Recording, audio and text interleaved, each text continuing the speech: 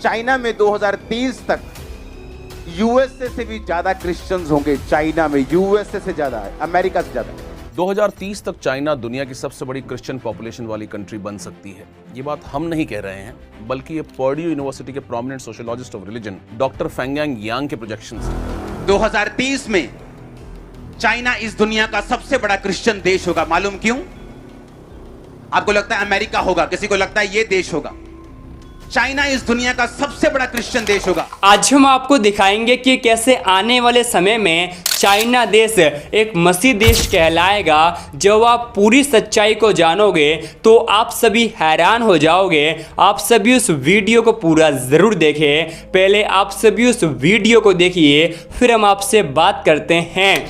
2030 तक चाइना दुनिया की सबसे बड़ी क्रिश्चियन पॉपुलेशन वाली कंट्री बन सकती है। ये बात हम नहीं कह रहे हैं, बल्कि ये पर्ड्यू यूनिवर्सिटी के prominent sociologist of religion doctor Fenggang Yang के प्रोजेक्शंस हैं। और कई इंटरनेशनल डेमोग्राफिक रिपोर्ट्स की भी माने तो 2030 तक चाइना में क्रिश्चियंस की पॉपुलेशन 247 मिलियन यानी करीब 24.7 करोड़ के आसपास पहुंच सकती है। पहली नजर में ये एक आम स्टैटिस्टिकल प्रोजेक्शन या डेमोग्राफिक शिफ्ट लगता है, लेकिन जैसे ही आप इस नंबर को थोड़ा गहराई से देखते हैं तो ये सिर्फ एक डेटा पॉइंट नहीं रह जाता। ये 21st सेंचुरी का सबसे बड़ा जियोपॉलिटिकल और सोशियोलॉजिकल पजल बन जाता है। जरा सोचिए, 1.4 बिलियन की आबादी वाले इस विशाल देश में जहां आइडियोलॉजी, पॉलिटिक्स और सोसाइटी पर कम्युनिस्ट पार्टी ऑफ चाइना का कंप्लीट और आयरन क्लैड मोनोपोली है, वहां किसी ऐसी आइडियोलॉजी का फैलना जो स्टेट के कंट्रोल से बाहर हो एक मामूली बात नहीं है। क्रिश्चियन डेमोग्राफी की वजह से एग्जैक्ट नंबर निकालना लगभग नामुमकिन हो चुका है। असलियत ये है कि भले ही मास स्केल कन्वर्जन्स और मेगा चर्चेस की एक्सप्लोसिव ग्रोथ अब बंद हो चुकी हो, लेकिन क्रिश्चियनिटी का इन्फ्लुएंस चाइना में अभी भी गहरा है। शी जिनपिंग के मैसिव क्रैकडाउन, स्ट्रिक्ट साइनेसाइजेशन और डिजिटल सर्विलेंस के बावजूद क्रिश्चियनिटी मिटा नहीं है। इस फिनोमिना को सोशियोलॉजिस्ट बैम्बू रेजिलियंस कहते हैं। जैसे बांस के पेड़ तेज तूफान में झुक तो जाते हैं लेकिन टूटते नहीं है, ठीक वैसे ही चाइनीज क्रिश्चियनिटी ने खुद को अडेप्ट कर लिया है। मेगा चर्चेज अब वापस छोटे छोटे डिस्कनेक्टेड अंडरग्राउंड सेल्स में टूट गए हैं ताकि स्टेट रडार से वो बच सके। फिजिकल बाइबल्स की जगह लोग एनक्रिप्टेड यूएसबी ड्राइव्स और सिक्योर मैसेजिंग एप्स पर थियोलॉजिकल टेक्स्ट शेयर करते हैं। रियल ड्राइवर अब सोशल माइग्रेशन या नए इकोनॉमिक अपॉर्चुनिटीज नहीं है। अब रियल ड्राइवर है एक ऐसी आबादी का सर्वाइवल जिसके पास स्टेट आइडियोलॉजी के अलावा भी सोचने के लिए एक स्पिरिचुअल फ्रेमवर्क मौजूद है। Youth unemployment, hyper competitive education system और 996 वर्क कल्चर यानी कि सुबह 9 से रात के 9 बजे तक हफ्ते में 6 दिन काम की वजह से आज का Chinese youth deeply burned out और होपलेस महसूस कर रहा है। इस होपलेसनेस में भले ही स्टेट ने चर्चेस पर ताले लगा दिए हों, लेकिन पर्सनल फेथ एक ऐसी साइकोलॉजिकल सैंक्चुरी बन चुका है जहां स्टेट के कैमराज नहीं पहुंच सकते। ग्रोथ शायद अब डबल डिजिट ना हो, लेकिन बिलीफ सिस्टम की जड़ें सोसाइटी में डीपली एंट्रेंच हो चुकी है। तो दोस्तों, कुल मिलाकर चाइना में क्रिश्चियनिटी का सफर सिर्फ एक धर्म के फैलने और रुकने की कहानी नहीं है। इंसानी आत्मा का मतलब ढूंढने की भूख को किसी भी एल्गोरिदम या ग्रेट फायरवॉल से पूरी तरह दबाया नहीं जा सकता। 2030 में चाइना इस दुनिया का सबसे बड़ा क्रिश्चियन देश होगा। मालूम क्यों? आपको लगता है अमेरिका होगा, किसी को लगता है ये देश होगा।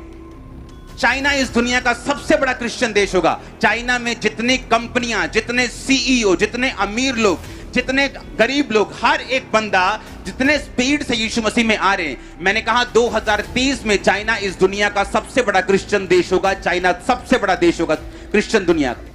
साल बाद कि सबसे बड़ा देश क्रिश्चियंस का यूएसए, उससे ज्यादा क्रिश्चियंस चाइना में होंगे 2030 से पहले।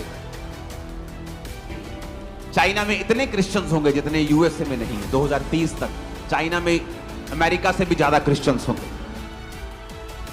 चाइना में आज से 20-30 साल बाद दुनिया के सबसे ज्यादा क्रिश्चियन। आप सभी इस वीडियो को अभी छोड़ के ना जाए। आप सभी इस वीडियो को पूरा जरूर देखें। जैसा कि आपने वीडियो में देखा कि कैसे चाइना देश आने वाले दिनों में मसीही देश बनेगा, क्योंकि प्रभु यीशु मसीह का वचन इस बात को कहता है अंत के समय में ऐसा होगा कि हर एक घुटना प्रभु यीशु मसीह के सामने झुकेगा और हर एक जीभ ये अंगीकार करेगी कि हमारा यीशु मसीह प्रभु है। आप सभी जानते ही होंगे कैसे भारत देश में यीशु मसीह के लोगों का कितना विरोध होता है। जो लोग यीशु मसीह के नाम का प्रचार करते हैं, मसीही विरोधी उन्हें मारते हैं, पीटते हैं, लेकिन परमेश्वर का वचन इस बात को कहता है जो मनुष्यों से नहीं हो सकता वो परमेश्वर से हो सकता है, क्योंकि परमेश्वर से सब कुछ हो सकता है।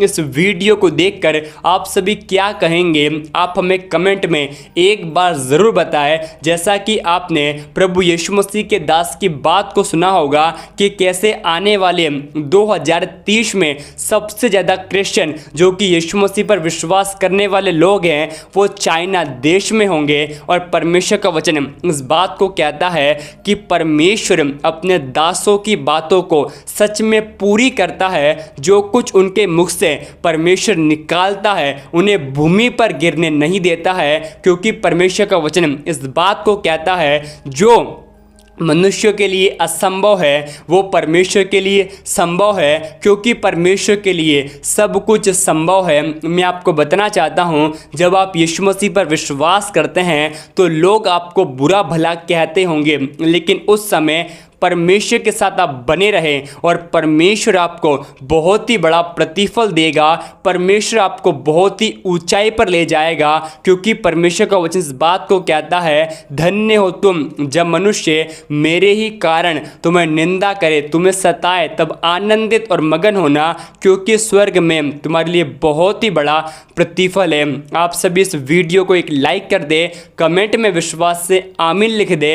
मैं वीडियो आपके लिए बहुत ही जल्दी में और रात में बना रहा हूं, तो मैं विश्वास करता हूं आप मेरा समर्पण देख के इस वीडियो को एक लाइक करोगे और कमेंट में आमीन ज़रूर लिखोगे। परमेश्वर आपको आशीष दे।